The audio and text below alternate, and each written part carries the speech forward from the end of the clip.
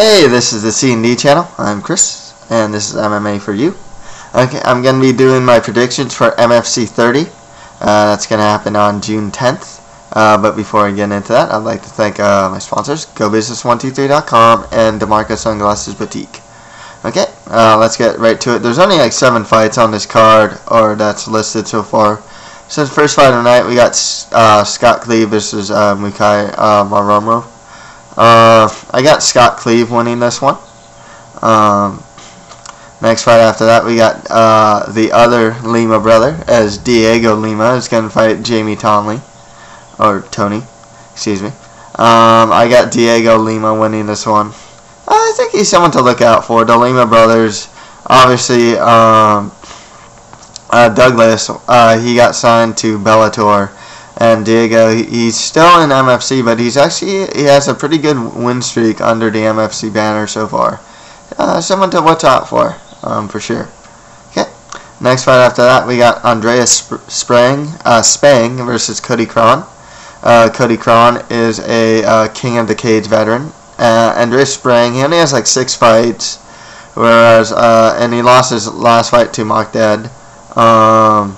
Krahn, he's had like double the fights that Spang has had, so I'm going to go with Cody Cron to win this one. Next fight after that, we have Demarce versus Robert Washington.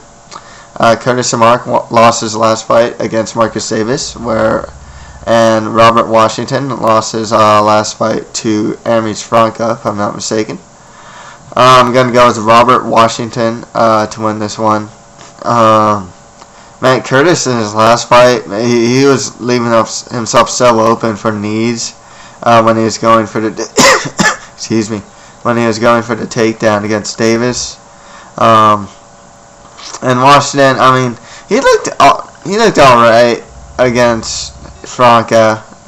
He was avoiding a lot of the power, but he got caught really bad.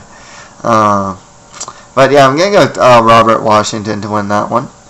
Next fight after that, we have a rematch as Denny is going to fight Sheldon Westcott. They fought to a draw last time they fought. I remember Thomas the Wildman Denny actually from Bully Beatdown, and he's one of the few guys that actually did not get any money for his guy. I shouldn't base him on Bully Beatdown. His record's deceiving. He has a lot of fights. He has like 40 plus fights. His win record and loss record, it's not the greatest record. I'm actually going to go with Sheldon Westcott to win this one. After that, we have Marcus Davis going to fight Pete Spratt. You got 2 UFC veterans. They're definitely on the other side of 30 these days.